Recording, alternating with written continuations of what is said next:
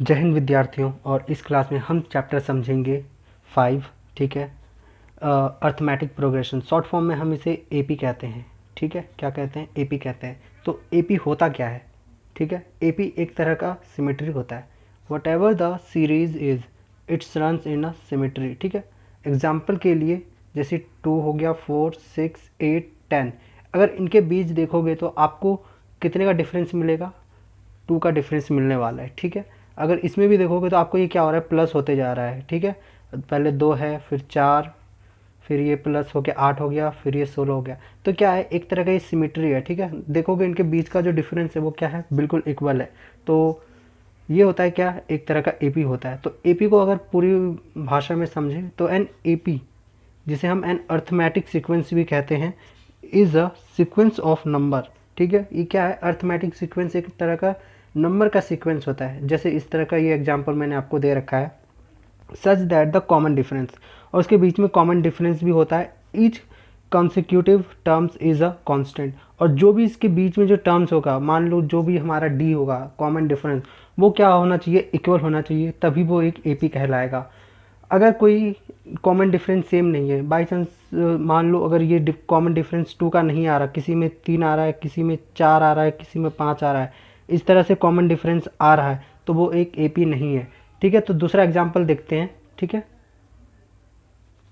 जैसे एपी 2, 4, 6, 8, हमने ऊपर वाला जो इसका फर्स्ट टर्म रहता है, फर्स्ट टर्म उसे हम A1 से डिनोट करते हैं, बेसिकली इसको ए भी कहते हैं। ठीक है, तो ये क्या हो गया? A1, A2, A3, A4, A5। ठीक है, इसे और भी डिटेल में समझते हैं। समझ गए? पहले को हम क्या बोलेंगे? First term. ठीक है, जिसे हम A1 से डिनोट करते हैं, और कॉमन डिफरेंस भी होता है। कॉमन डिफरेंस कैसे निकालेंगे हम? ठीक है, डी कैसे निकालेंगे? A2 माइनस A1 से। ठीक है, तो ये क्या आ जाएगा? हमारा डी आ जाएगा, जो मैंने एग्जाम्पल के लिए दे रखे हैं, ये आप देख सकते हो। ठीक है, तो नेक्स्ट आगे बढ़ते हैं और डिस्कस करते हैं और भी डिटेल में हम। अब देखेंगे इसका the nth term, a n equal a plus n minus bracket close d. तो ये बेसिकली क्या होता है? हम इसे कब यूज़ करते हैं? जब हमें कोई लास्ट का टर्म निकालना हो। ठीक है, तो इसके लिए मैं एग्जांपल भी दे रखा हूँ, और उसे हम वन बाय वन समझ भी लेते हैं। जैसे एग्जांपल में क्या बोल रहा है? Find the 46th term of the arithmetic sequence. क्या बोल रहा है? कोई एपी है और उसका 46th टर्म निकालना है हमें। ठीक है, और अर्थमेटिक प्रोग्रेशन दोनों ही कह सकते हो। हमें सीरीज दे रखा है 3, 8, 13, 18, 23, 28 और 33, और इसका हमें 46th टर्म निकालना है। तो हम वन बाय वन सबको सॉल्व करते हैं। जैसे सॉल्व में वी हैव गिवन में क्या है? ये है। ठीक है, ये सीरीज दे रखा है हमको यहाँ पे, जिसमें हमें मैंने आपको बताया था first A1, second A2, A3, A4, A5 और A6 और A7 तक है। ठीक है, ये सीरीज दे रखा है, और हमें 46th टर्म को फाइंड करना है।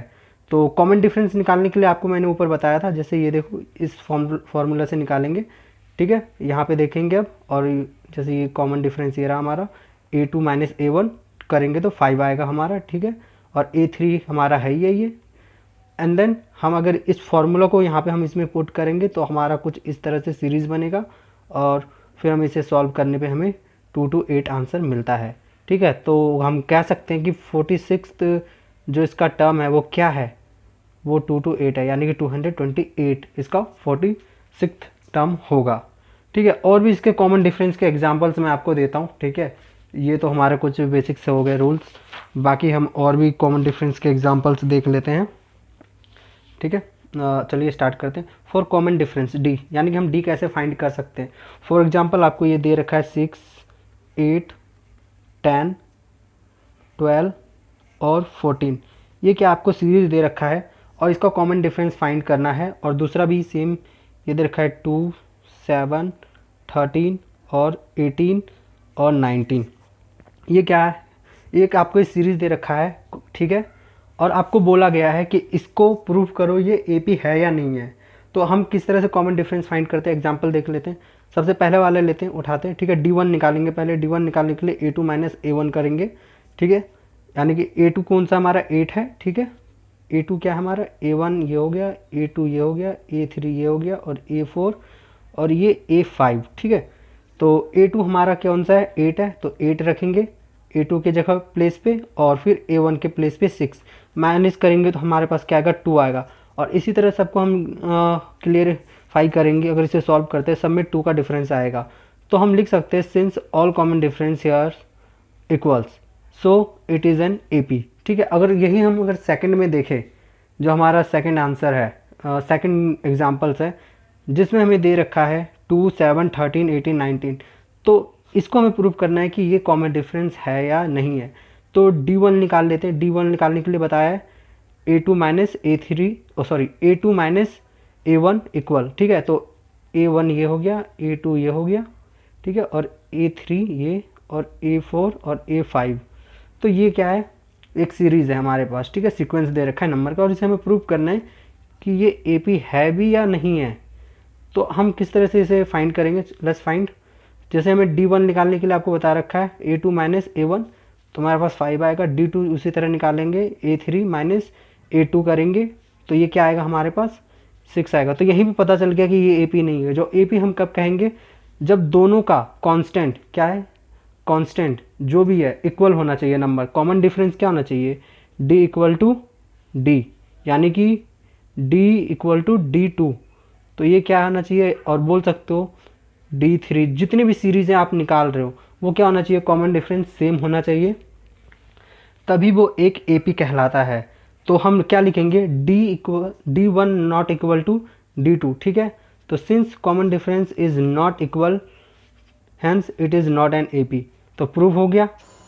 और हम देखेंगे, अब हम इस टॉपिक को डिस्कस करेंगे for finding second term. Basically कहने का मेरा मतलब ये है, कोई भी मिसिंग टर्म को हम फाइंड कर सकते हैं। जैसे हमें कोई भी टर्म दे रखा हो, ठीक है, कोई एक टर्म दे रखा हो और बोला जाए कि इसका दूसरा टर्म, तीसरा टर्म, चौथा टर्म, पांचवा टर्म निकालो, तो हम इस फॉर्मूले की हेल्प से निकाल सकते हैं। जो कि फार्मूला क्या होता है, A2 इक्वल में A plus bracket N-1 close bracket D। ये क्या फार्मूला है, इस फार्मूले को अगर हम सॉल्व करते हैं तो हमें क्या मिलता है, उनका सेकंड टर्म मिल जाएगा। ठीक है, फिर उसी के प्लेस पे सेकंड टर्म को निकाल के थर्ड टर्म के प्लेस पे रख के उसका फोर्थ टर्म, फिर फिफ्थ टर्म, फोर्थ टर्म, ऐसे करके हम निकाल सकते N-1 ब्रैकेट क्लोज D। तो किस तरह से करेंगे, इक्वल टू A प्लस में 4 माइनस 1। ठीक है, तो D ये अपना ऐसे ही रहेगा एज इट इज़। और फिर क्या हो जाएगा, जो A4 होगा हमारा, यहाँ पे लिख दिया हूँ मैं, A4 equal to A plus 3D। ठीक है, ये और भी एग्जांपल्स हैं। ठीक है, जो किस तरह से सिर्फ 1 माइनस होगा। अगर हमें A48 दे रखा है और उसका सेकंड मतलब फाइंड करना होता है टर्म्स, तो किस तरह करेंगे, A प्लस 47D। इस तरह से हम फाइंड कर सकते हैं।